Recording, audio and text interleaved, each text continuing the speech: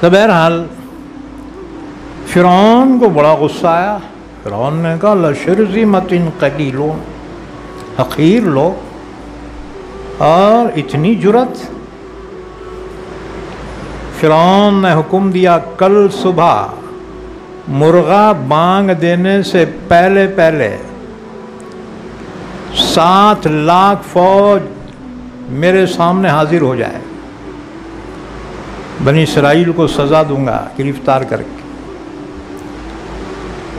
خدا کی شان، دوسرے دن صبح کو مرغا بانگش نہیں دیا.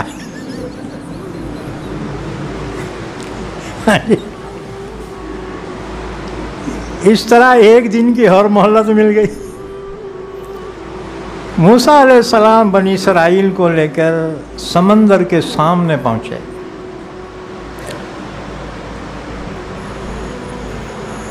حضرت یوشع بن نون جو ان کے بعد پیغمبر بنے، موسیٰ علیہ السلام کے شاگرد ہیں. انہوں نے پوچھا اللہ کے نبی، اللہ کا حکم کہاں ہے؟ حضرت موسیٰ نے فرمایا آگے ہے، یعنی سمندر میں. حضرت یوشع بن نون نے اپنا گھوڑا سمندر میں ڈالا، بہت دور تک بڑھے آگے، لیکن جب پانی گہرا ہو گیا ان کا گھوڑا بھی واپس پلٹا، آگے نہیں بڑھ سکے. پھر پوچھا اللہ کے نبی اللہ کا حکم کدھر ہے؟ آپ نے فرمایا آگے کی جانب. پھر بڑھایا گھوڑا، لیکن وہ تیز لہروں کے سامنے گھوڑا ٹک نہیں سکا. 3 مرتبہ اسی طرح سے ہوا. اچھا، ادھر فرعون تقریباً 7 لاکھ فوج کے ساتھ نکلا ان کو گرفتار کرنے کے لیے اور سزا دینے کے لیے. 70,000 اصیل گھوڑے تھے اور فرعون بھی ایک گھوڑے پر سوار ہوا، خود سپہ سالاری کر رہا تھا. جب وہ لوگ بنی اسرائیل کے پڑاؤ کے قریب پہنچے، بنی اسرائیل نے پلٹ کے دیکھا ریت اڑ رہی ہے، گرد اڑ رہی ہے. سمجھ گئے فرعون فوج لے کے آیا، اب ہماری خیریت نہیں ہے، بہت بری مار مارتا انہیں. تو رونے لگے. فلما ترات الجمعان قال اصحاب موسى انا لمدرکون. بنی اسرائیل نے کہا موسیٰ ہم تو پکڑے گئے، فرعون بہت بری مار مارتا ہے، اب آگے بڑھتے ہیں تو بھی موت ہے، ڈوب کے مر جاتے ہیں، اور رکتے ہیں تو پیچھے موت ہے. فرعون پکڑ کے ہمارے کو سخت سزا دیں گا. کہنے لگے موسیٰ تیری ہمارے سے ایسی کیا دشمنی تھی کہ یہاں لا کے پھنسا دیا، آگے بھی موت پیچھے بھی موت. حضرت موسیٰ نے فرمایا کلا ان معی ربی سیہدین. موسیٰ نے فرمایا ہرگز نہیں، میرے ساتھ میرا رب ہے، میرا رب راستہ بتا دے گا. جب موسیٰ نے یہ کہا تو اللہ نے حکم دیا اضرب بعصاک البحر. موسیٰ اپنی لاٹھی مار سمندر پہ. حضرت موسیٰ نے اللہ کے حکم سے اپنی لاٹھی جو ماری ہے سمندر، تو سمندر پھٹ گیا. فانفلقا، سمندر پھٹ گیا، جو لہریں اٹھی ہیں وہیں پہ رک گئی. سیکنڈ کے 1000ویں حصے میں برف کے پہاڑ کے جیسے اٹھ گئے اور راستہ بن گیا. تم بولے ہٹ ایسا ہوتا کیا؟ سمندر پہ لاٹھی مارے تو کیا رستے بنتے کیا؟ یاد رکھو، جو تمہاری عقل میں نہ آئے، اللہ کے نبی سے صادر ہو، اس کو معجزہ کہتے ہیں. یہ معجزہ تھا، اور معجزے میں اللہ کی قدرت ہوتی ہے، یاد رکھو. تو حضرت موسیٰ نے جب لاٹھی ماری ہے تو سمندر میں 12 راستے بنے، زمین خشک ہو گئی، سورج کی کرنیں وہ زمین پہ پڑی، حضرت موسیٰ نے حکم دیا بھاگو، ہاں جی، آج نہیں بولتے تھے بھاگتے تھے نا، پیچھے ظالم تھا، بھاگنا شروع کر دیا۔ اچھا ان کے نخرے بھی دیکھو، اللہ نے اتنے انعامات ان پر کیے لیکن یہ قوم بڑی ناشکری تھی۔ درمیان میں بڑے بڑے پہاڑ برفوں کے کھڑے ہو گئے، 12 قبیلے تھے، یہ 12 بھائیوں کی اولاد، ہر قبیلہ ایک ایک راستے پہ چل پڑا۔ پھر کہنے لگے موسیٰ ہمارے دوسرے بھائیاں چل رہے کہ نہیں چل رہے ہمارے کو نہیں معلوم ہو رہا، اللہ سے دعا کرنا، بیچ میں کھڑکیاں کھولو بولنا۔ حضرت موسیٰ نے کہا اللہ انہوں بڑے ہمارے بھائیاں دکھ رہے نہیں دکھ رہے، کھڑکیاں کھولو بڑے۔ اللہ کے حکم میں اس میں روشن دان بن گئے، ایک دوسرے کو دیکھتے تھے، ہمت دلاتے تھے اور بھاگتے تھے، یہاں تک کہ حضرت موسیٰ اور ہارون علیہ السلام کے ساتھ بنی اسرائیل اس سمندر کے پار پہنچ گئے۔ فرعون اپنے 7 لاکھ فوج کے ساتھ جب پہنچا تو یہ عجیب منظر دیکھا کہ بحر خلزوم میں راستے بنے ہیں اور موسیٰ اپنی قوم کو لے کر ان راستوں پہ چل پڑے۔ تو اس کو یہ خوف ہوا کہ یہ معجزہ دیکھ کر کہیں فرعون ہی مسلمان نہ ہو جائیں، تو خود ہی کہا دیکھا میں خدا ہونا، راستے بنایا نہیں بنایا، یہ راستے مجھ بنایا، لیکن کمبخت خود آگے نہیں بڑھ رہا، اس کو اپنی موت معلوم بیٹے کو۔ بہرحال جب فرعون اپنے لشکر کو لے کر ان راستوں پہ اترا، بنی اسرائیل ادھر پار لگ گئے تھے، ادھر کنارے کو جا کے کھڑے ہو گئے، اور فرعون 7 لاکھ فوج کے ساتھ وہ راستوں میں آیا بیچ میں۔ جب سنٹر میں پہنچے ہیں نا، اللہ نے سمندر کو حکم دیا پہلے کی حالت میں واپس آ جائے، بڑی بڑی موجیں، بڑی بڑی لہروں کے ساتھ سمندر پھر سے پہلے کی حالت میں آیا۔ آپ ان کو اٹھا اٹھا کے پٹکنا شروع کر دی لہریں، اب گچکیاں کھا رہے، اب بم مار رہے، اور ادھر بنی اسرائیل پلٹ کے سیریل دیکھ رہے، سیریل،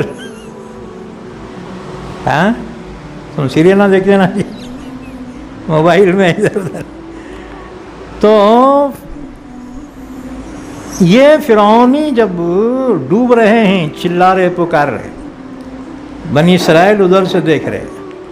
بھائی دشمن کو تکلیف میں دیکھ کر خوشی ہوتی نا، یہ فطری خوشی ہوتی ہے، انہوں ادھر سے دیکھ رہے۔ اب باقی سب تو ڈوب گئے، فرعون بہت ہوشیار تھا، اس نے دیکھا ارے یہ تو اللہ کی جانب سے عذاب ہے، کیا کرنا؟ اس نے کلمہ پڑھنا شروع کر دیا، آمنت انہ لا الہ الا الذی آمنت بہ بنو اسرائیل وانا من المسلمین۔ کلمہ پڑھنا شروع کر دیا تاکہ اللہ تعالیٰ مجھے معاف کر دے۔ حضرت جبرائیل نے دیکھا یہ کمبخت 400 سال اتنا جلا کھایا، اب اور کلمہ پڑھ کے بچنا چاہتا ہے، چکڑ لیا، مارا حلق میں پاخ کے ساتھ، کہاں آل آنا کمبخت، اب کلمہ پڑھ رہا۔ بہرحال فرعون اس سمندر میں غرق ہو گیا، ہلاک ہو گیا۔ بنی اسرائیل پورے ان کے انجام کو دیکھ رہے تھے۔ حضرت موسیٰ نے فرمایا او بنی اسرائیل، اللہ نے تمہارے دشمن کو ہلاک کر دیا۔ ان پر اتنا خوف تھا فرعون کا، انہوں بولے موسیٰ فرعون ہوشیار ہے، کہاں سے تو بھی بچ کے نکل گیا ہوں گا، ہمارے کو بہت مارتا بعد میں۔ موسیٰ نے کہا ارے کم وقت تو مر گیا ہونا ہے۔ کہنے لگے موسیٰ ہمارے کو تو یقین نہیں آ رہا ہے، بہت ہو رہی ہمارے کو، جب تک اس کی لاش آنکھوں سے نہ دیکھ لے ہم کو یقین نہیں آتا۔ حضرت موسیٰ نے اللہ سے دعا کی، اللہ ان کو فرعون کی لاش بتا۔ اللہ کے حکم سے ایک لہر نے اس کی ناش کو اٹھا کے جو پھینکا ہے پہاڑ پہ، پھاڑ کے ساتھ اس کی لاش پہاڑ پہ گری۔ موسیٰ نے کہا وہ دیکھو تمہارا دشمن۔ اب بنی اسرائیل قریب گئے لیکن ہاتھ لگانے کو ڈر رہے، کہاں اٹھ کے مارتا کیا ہے۔ بہرحال جب ان کو یقین ہو گیا، حضرت موسیٰ نے کہا اللہ نے تمہارے دشمن کو ہلاک کر دیا، تب ان کو اطمینان ہوا۔ اللہ تعالیٰ نے فرمایا فرعون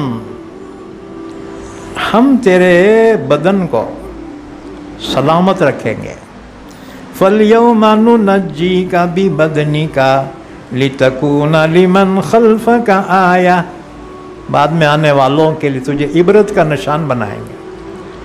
چنانچہ اس کی لاش آج تک باقی ہے، مصر کے میوزیم میں فرعون کی لاش باقی ہے۔ یہ واقعہ کب کا ہے معلوم؟ آج سے تقریباً 3500 سال پہلے کا واقعہ ہے۔ 3500 سال پہلے کا واقعہ ہے۔ اللہ نے عبرت کے لیے اس کی ناش کو باقی رکھا۔ ہمارے گاؤں کے لوگ آگے تھے بہت سال پہلے مصر، وہاں جا کے میرے کو آ کے بولے مول صاحب ہم فرعون کی لاش دیکھ کے آئے۔ میں بولا بہت ثواب کا کام کرے بیٹے۔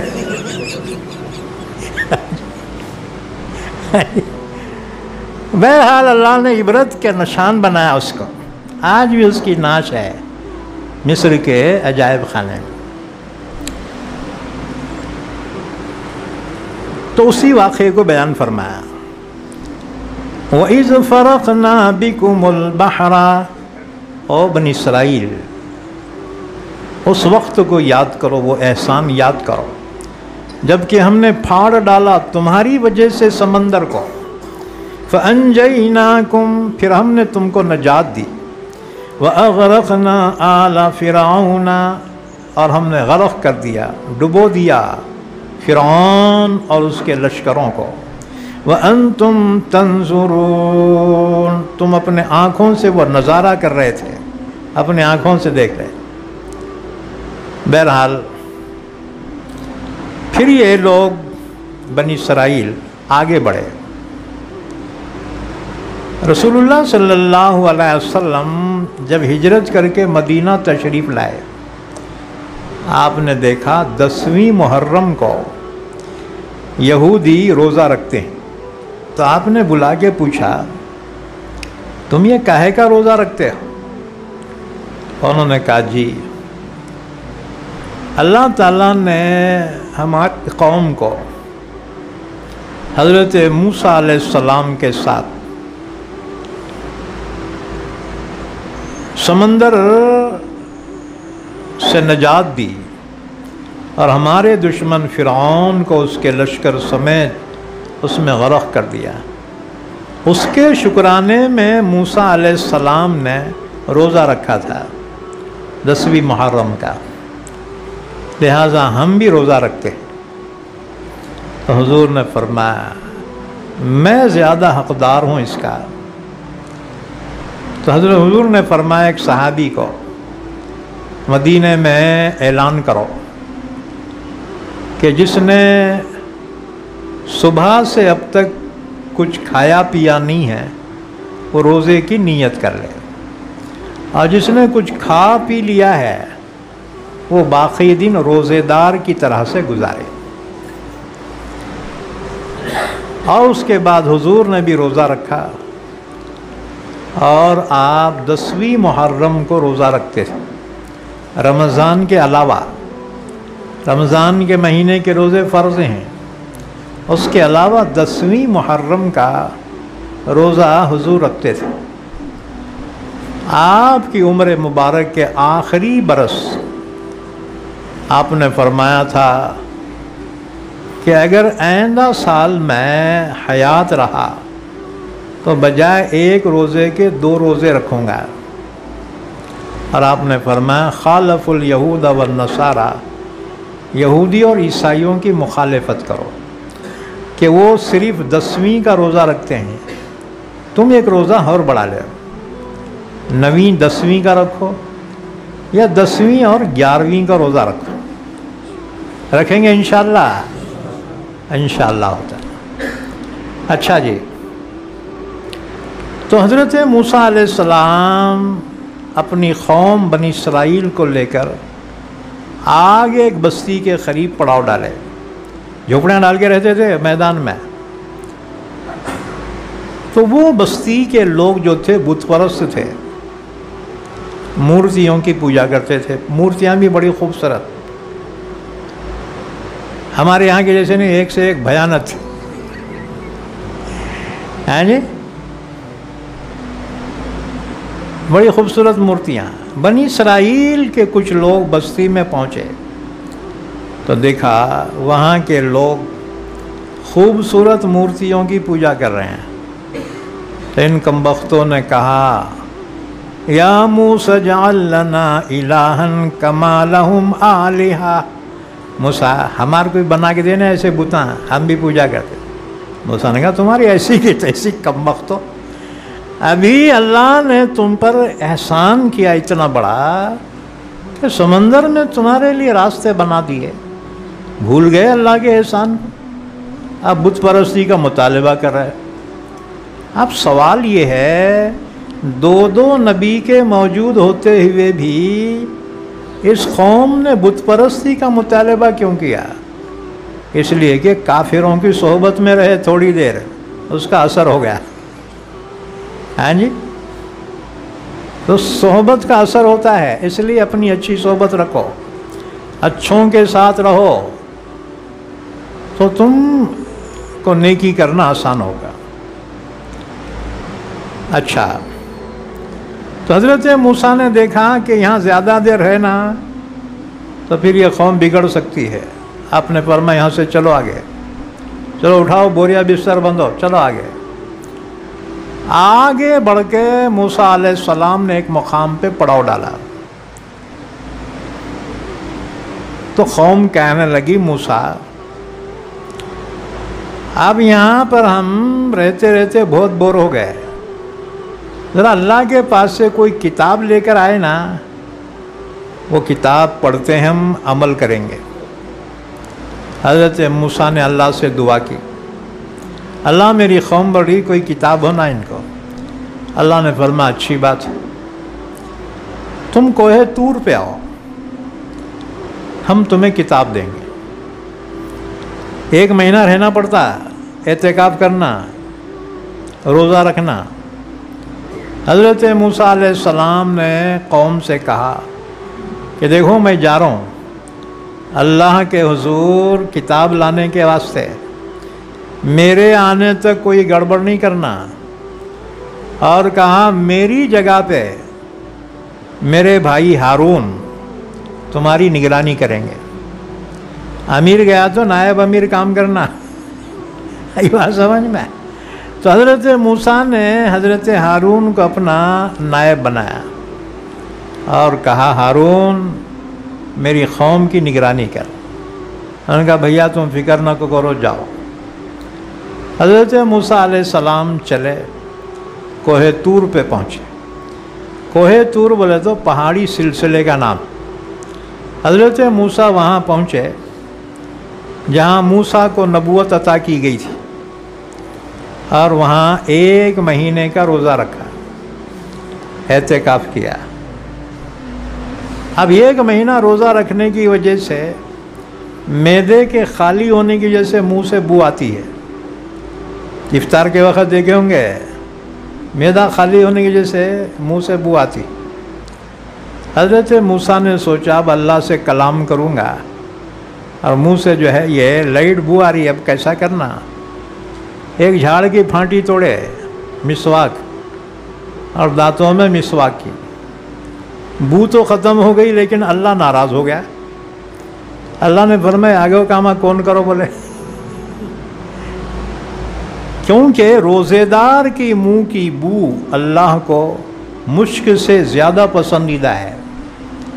لخلوف فم الصائم اطیب من ریح المسک، کیونکہ اس میں مجاہدہ ہے نا، اللہ کے واسطے بھوکا پیاسا رہا، تو روزے دار کی منہ کی بو اللہ کو مشک سے زیادہ پسندیدہ ہے۔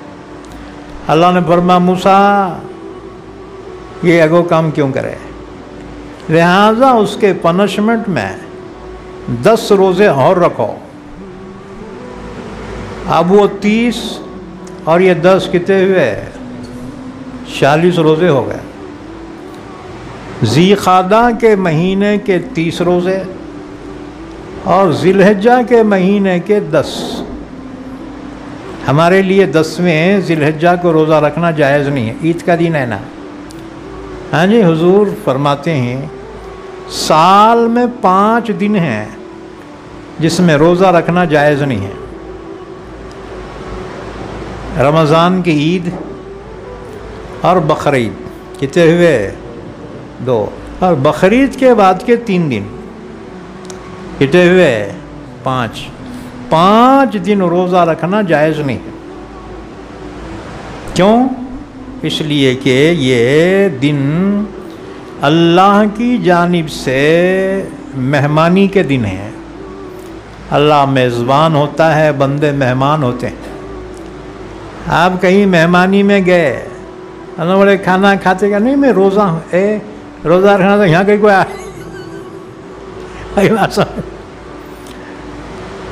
اللہ کے رسول صلی اللہ علیہ وسلم جب مکہ تشریف لے گئے تو آپ کی چچیری بہن تھی حضرت ام ہانی رضی اللہ عنہ، اور انہی کے گھر سے اللہ کے رسول کو معراج ہوئی تھی، اپنی بہن کے گھر میں سو رہے تھے۔ حضور اپنے اماں بابا کو اکیلے تھے، یاد رکھو، حضور کے نہ کوئی حقیقی بھائی تھے نہ بہن، آپ چچیرے پھپیرے بہت تھے۔ تو حضرت ام ہانی حضرت علی کی بڑی بہن ہے سگی، اور حضور کی چچیری بہن۔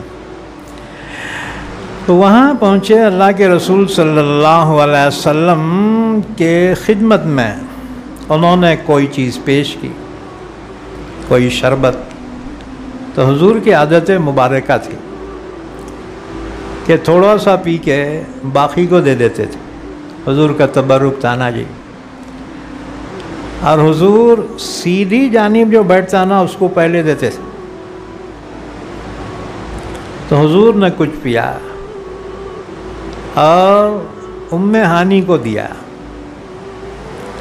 ام ہانی نے پی لیا، اس سے بات کہا یا رسول اللہ میں روزے سے تھی۔ حضور نے فرمایا پھر پیا کیوں؟ کہنے لگی حضور آپ کا تبرک کہاں ملتا ہے؟ ہاں جی، یہ حضور صلی اللہ علیہ وسلم سے محبت تھی۔